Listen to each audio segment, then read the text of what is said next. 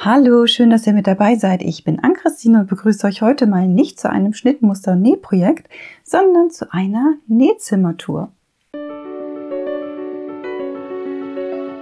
Hin und wieder wurde ich mal gefragt, ob ich nicht mal mein Nähzimmer vorstellen kann. Und das ist natürlich gar kein Problem und das will ich heute mal tun und euch zeigen, wo ich so den Großteil meiner Zeit verbringe. Es ist nicht besonders groß und ich kann auch nicht alles für mich nutzen. So ein paar Bereiche muss ich tatsächlich noch mit dem normalen Bürozeugs im Haushalt teilen und auch noch einen Schrank, der mir nicht gehört, aber ich arbeite dran. Aber ansonsten ist der Großteil doch schon mein Reich und ich liebe es. Ich liebe mein Nähzimmer. Ich liebe es, hier zu sein. Ich verbringe einen Großteil meiner Zeit auch hier und von daher muss es gemütlich sein, es muss muckelig sein, ich muss mich wohlfühlen können. Und ich denke mal, das habe ich geschafft, so wie ich es ausgestattet und eingerichtet habe. Es könnte natürlich größer sein, sind wir mal ganz ehrlich. Die Zimmer könnten immer ein bisschen größer sein, oder? Ja. Also so das Doppelte wäre richtig schön. Dann könnte ich mir noch eine Ecke einrichten, wo ich wirklich mein ganzes Videozeugs habe und wo ich vernünftige Fotos machen kann. Aber manchmal darf man auch träumen. Vielleicht kommt das ja noch irgendwann mal. Aber ich kann mich glücklich schätzen, dass ich ein eigenes Zimmer für mich habe, in dem ich mich ausleben kann, in dem ich nähen kann, in dem ich kreativ sein kann und in dem es mir meistens wirklich sehr, sehr gut geht. Ich möchte jetzt gar nicht weiter reden. Ich möchte euch jetzt mein Nähzimmer mal zeigen. Ich hoffe, ihr habt ein bisschen Spaß dabei. Wir sehen uns nach dem Video noch mal kurz wieder. Bis dahin. Viel Spaß! Also herzlich willkommen in meinem Nähzimmer. Es sieht bestimmt auf dem Video größer aus, als es ist. Und ich muss es auch noch teilen im Grunde genommen. Ich habe dann noch Klamotten hier, allgemeine Klamotten. Ich muss auch den ganzen Schriftverkehr und die ganzen Ordner von uns hier drin haben. Also ich kann nicht wirklich alles benutzen, aber der Großteil. Und das ist ja schon mal viel wert. So, ein kleiner Überblick. Und dann gehen wir nochmal genauer drauf ein. Da hinten in der Ecke stehen meine ganzen Lampen und Stative, die ich für die Videos brauche. Genauso wie das Ding da. Das ist mein Aufnahmebereich, den ich benutze, um euch die Schnittmusterkonstruktion zu zeigen.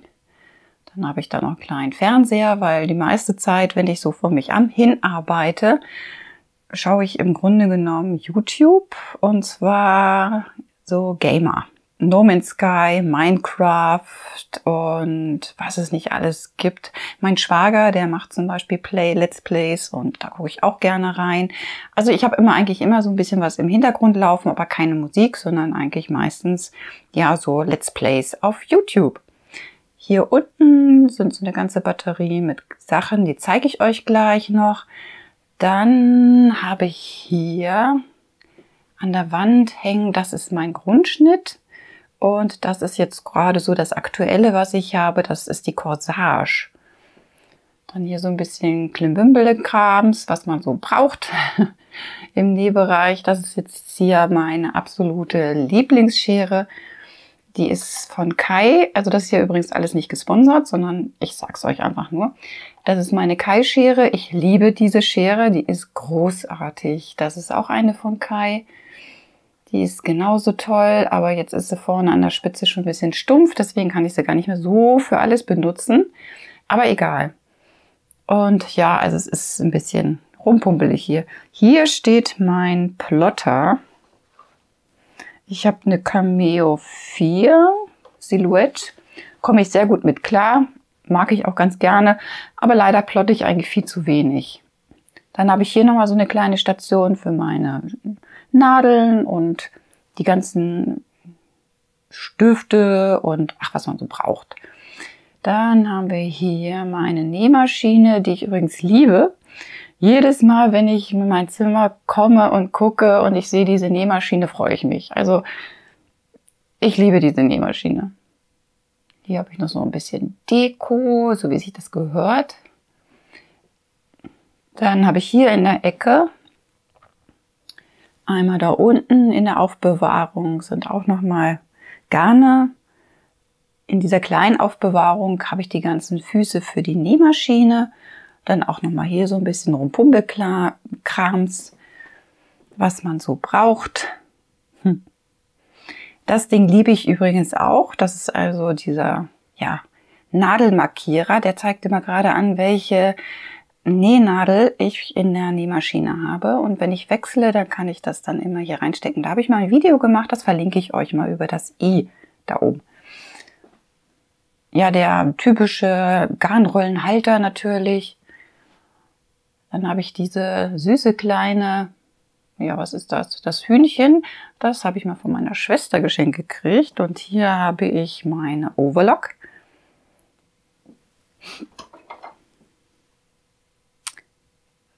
Die habe ich jetzt schon einige Jahre. Das ist ja Nome und komme ich super mit klar. Ich liebe die. Ansonsten haben wir jetzt hier eine ganze Abteilung mit Stoffen. Da hinten habe ich jetzt so die Baumwollstoffe, die ich jetzt gar nicht mehr so oft benutze, weil ich fast keine Taschen mehr nähe. Die habe ich sonst immer für die Futter genommen oder für Portemonnaies. Daneben sind noch mal ein paar Jerseys. Da unten sind so Stoffe, die ich total blöd finde und eigentlich gar nicht benutze, ich aber auch nicht wegschmeißen möchte. Das hat man so.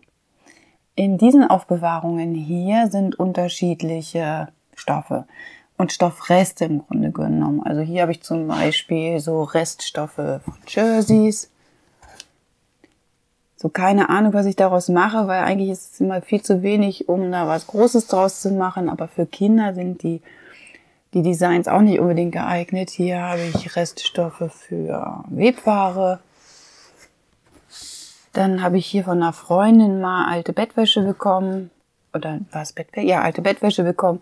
Die habe ich hier und auch nochmal so ein paar Stoffreste. Oh, ihr seht da gar nicht hier.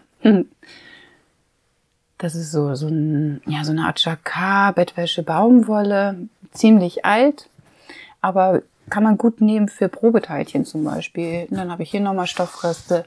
Und hier sind auch nochmal Jersey-Reste. Ich weiß es nicht. Ich mag sie nicht wegschmeißen, aber so richtig gebrauchen kann man sie auch nicht. Das ist hier so mein selbstgebastelter Auffangbehälter für die Overlock. Da habe ich auch mal ein Video zu gemacht. Verlinke ich euch auch unter dem Video und über das i. Das Pedal habe ich übrigens am Boden festgeklebt, weil das hat mich wahnsinnig gemacht, dass dieses Pedal ewig hin und her gerutscht ist und man immer danach angeln musste. Und dann habe ich es einfach mit doppelseitigem Klebeband und diesem, wie heißt denn das? Ach je, Filzband, Klettband am Boden festgeklebt. Damit mir das nicht wegrutscht. Ist super. So, hier habe ich jetzt nochmal meine Nähmaschine. Ich hole die mal raus. Oh, Staub. Das ist hier so eine alte mechanische, die ich immer gerne nehme, wenn die andere mal in einer Reparatur ist oder in der Wartung ist oder wenn irgendwas anderes ist oder wenn ich die nicht benutzen möchte, die große für irgendwelche besonderen Stoffe, die so ein bisschen heikel sind, dann nehme ich dann lieber die kleine. Hier ist nochmal so ein extra Stuhl, weil meine Schwester oder meine Nichte kommen hin und wieder mal vorbei und dann sind wir zusammen und nähen und da brauchen wir einen extra Stuhl. In dem Rollcontainer sind jetzt unterschiedliche Sachen, also Büromaterial und die ganzen Anleitungsbücher beziehungsweise die Bedienungsanleitungen. Das ist mein Zuschneidetisch. Und das ist hier gerade das aktuelle Projekt. Das ist der Rock, das heißt das Rückteil des Rockes. Da muss ich dann nachher noch den Reißverschluss einnähen. Wie gesagt, ich teile mir das Ganze mit dem ganzen Bürozeugs. Also ist hier mehr oder weniger Bürozeugs und Krams, was man so unterbringt und wegschmeißt oder reinschmeißt. So, die mittlere Station, da habe ich jetzt ein bisschen Geschenkpapier da oben. Ansonsten ist diese Abteilung das Zubehör fürs Taschenbasteln, also diese ganzen D-Ringe, Rundringe und dieses ganze Krams. Hier habe ich jetzt diese ganzen paar Bänder. So viel brauche ich nicht. Hier habe ich noch ein bisschen Stoff, den habe ich geschenkt bekommen, bis auf den da oben. Diese hier, den habe ich mir selbst gekauft. Das ist so alles, was ich für meine Bügelstation brauche, im Grunde genommen. Also meine ganzen Schneiderkissen und was weiß ich. Das ist übrigens meine neue Bügelstation, die ich mir gekauft habe vor ein paar Tagen erst. Die probiere ich noch aus.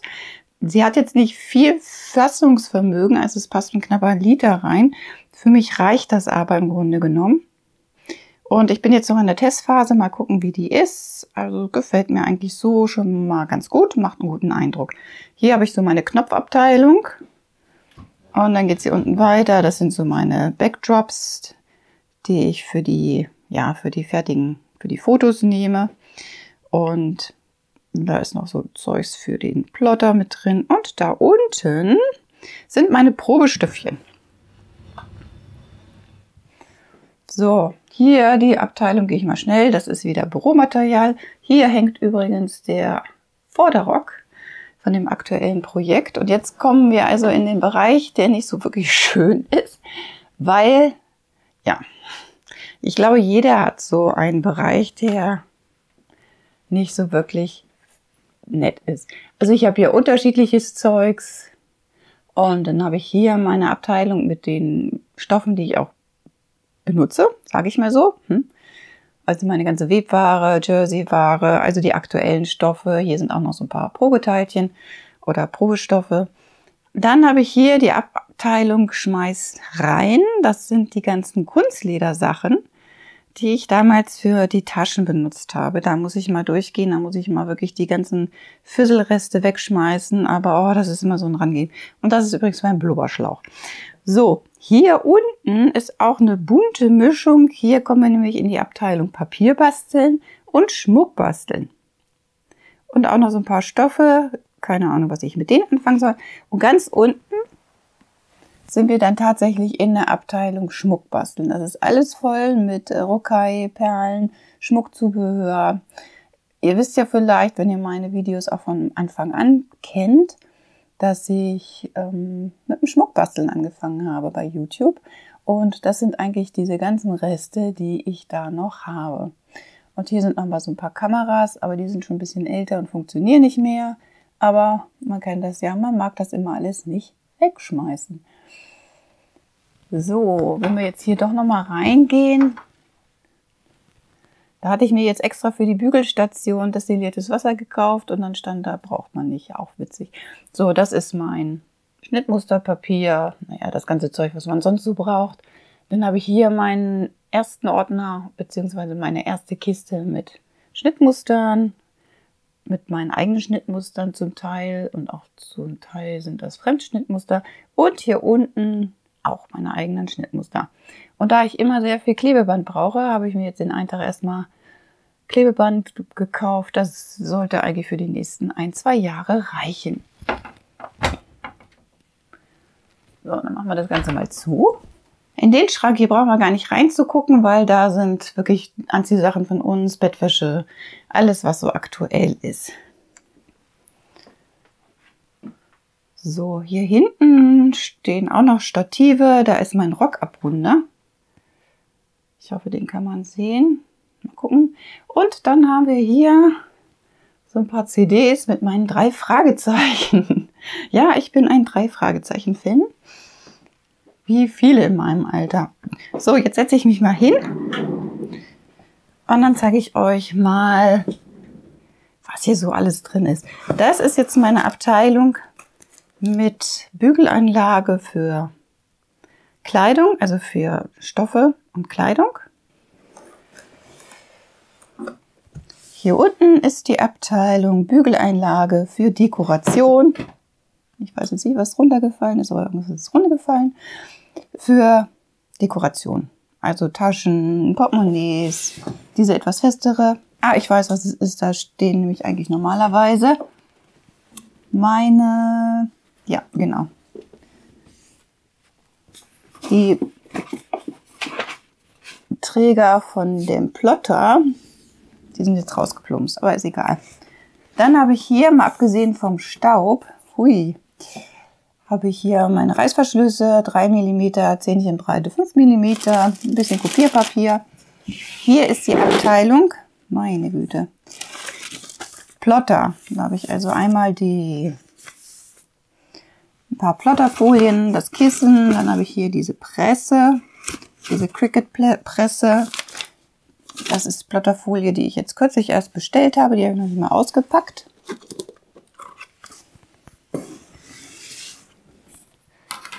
So, weiter geht's. Hier oben habe ich jetzt so ein bisschen, ach, liebe Güte, wieder was runtergefallen. Geht euch das auch so, dass permanent irgendwas runterfällt? Ich weiß es nicht. Also hier ist jetzt so meine Abteilung mit den ganzen, ja, mit dem Zubehör, was ich zum Filmen brauche. Ist jetzt nicht wirklich wichtig. So, hier habe ich jetzt die Abteilung auch in Sachen so ein bisschen Schmeißreien. Hier sind so ein paar Kunstlederstoffe drin, die ich gekauft habe, weil ich es nicht besser wusste. Und jetzt habe ich da so was rumliegen, was ich eigentlich gar nicht gebrauchen kann. Und ich weiß auch gar nicht wofür. Also hebe ich es auf, vielleicht fällt mir das ja irgendwann mal ein. Dann habe ich hier nochmal die ganzen Kabel für den Plotter. Und ja, Schmeißreien. Anschiebetisch für die Nähmaschine, weil ich ja den großen habe. Und dann hier mein Stäbchen für die Korsetts und Corsagen. Das heißt, ich kann also mächtig viele Corsagen machen demnächst. Die nächste Zeit. So, weiter geht's. Hier sind dann immer mal wieder ein paar Lineale. Hier geht es jetzt ein bisschen schlechter rein. Hier habe ich auch so Stoffe, die die Welt eigentlich nicht braucht. Deswegen sind sie auch eigentlich nicht zugänglich. Hier habe ich jetzt so ein paar Frottee-Stoffe. So Reste, da hatte ich zu Weihnachten für meine Familie so Haarturbane genäht. Und da habe ich jetzt noch Reste und die kann ich dann auch irgendwann mal vernähen. Ja, im Grunde genommen war es das auch schon. Also viel mehr habe ich hier in meinem Zimmerchen gar nicht. Ich bin trotzdem immer richtig glücklich und freue mich drüber und ja, ich liebe es einfach. So, das war jetzt also mein Nähzimmer. Wie gesagt, es könnte größer sein. Aber ich kann mich bewegen.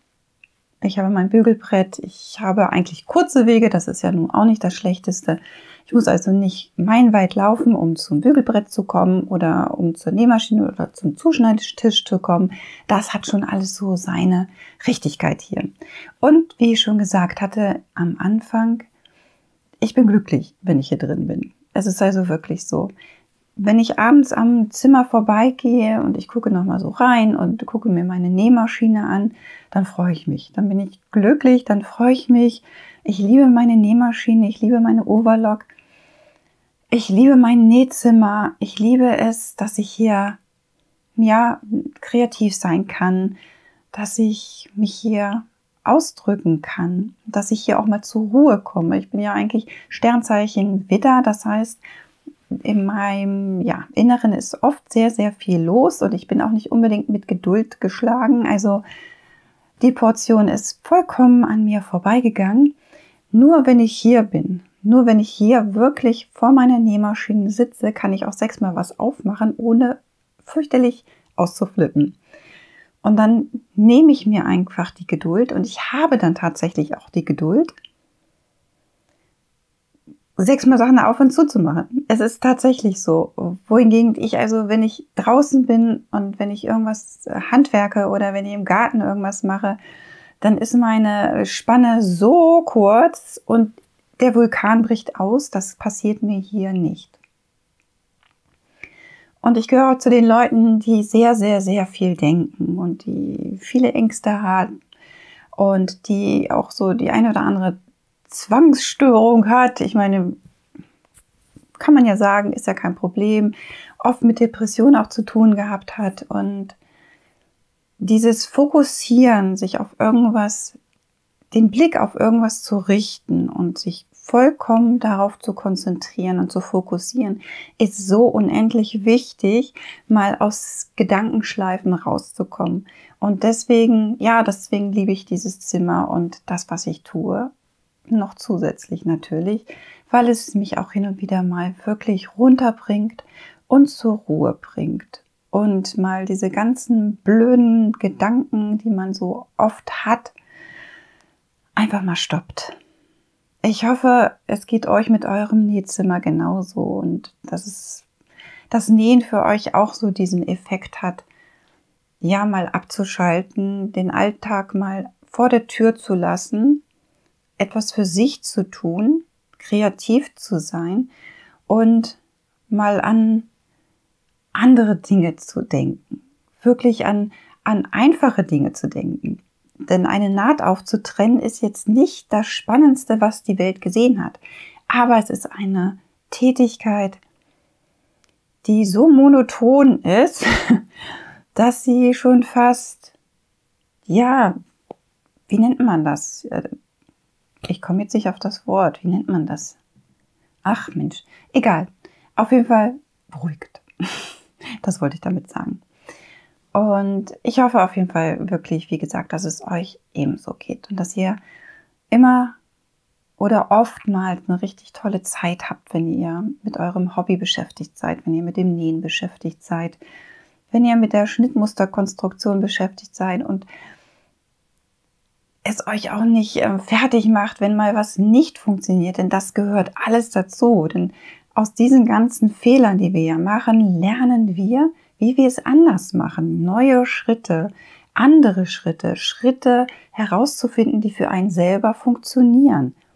Es ist ja oft so, dass einem im Internet viel vorgekaut wird oder ich zeige Sachen so, wie ich sie mache und wie sie für mich funktionieren. Das heißt natürlich nicht, dass sie für euch genauso funktionieren.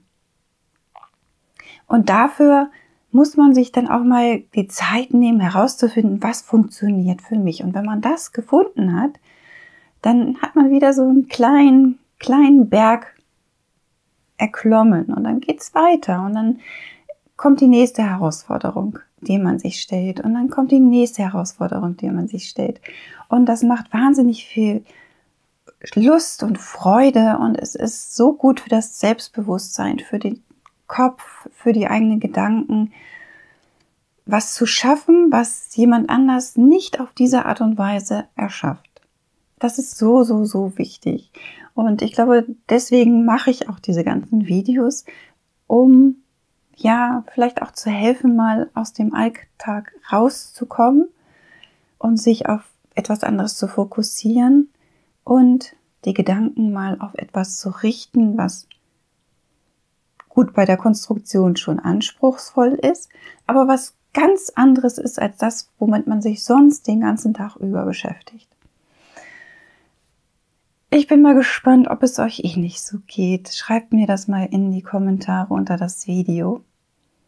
Das ist vielleicht auch ein schöner Austausch in der Community untereinander und es würde mich sehr interessieren. Und jetzt danke ich euch sehr fürs Zuschauen. Ich hoffe, dass euch das Video ein bisschen gefallen hat. Wenn es so ist, ihr wisst ja, abonniert meinen Kanal, klickt auf die kleine Glocke, dann werdet ihr informiert, wenn es ein neues Video von mir gibt. Bleibt einfach dabei, schaut gerne mal rein, empfehlt mich mal weiter, das wäre auch sehr schön, denn mir macht die Sache sehr viel Spaß hier und ja, ich mache das auch aus den Gründen, die ich euch eben schon genannt habe. Und jetzt wünsche ich euch noch eine richtig tolle Zeit bei eurer Nähmaschine. Habt ganz viel Spaß, lasst euch inspirieren, versucht was Neues, überwindet eure Berge und nehmt immer mal wieder einen neuen in Angriff. Das würde ich mir sehr wünschen und das hoffe ich. Und dann hoffe ich mal, dass ihr auch das nächste Mal wieder mit dabei seid. Habe ich ja schon gesagt, glaube ich. Und wenn nicht, dann sage ich es jetzt. Bis dahin, alles Liebe, eure Ann-Christine.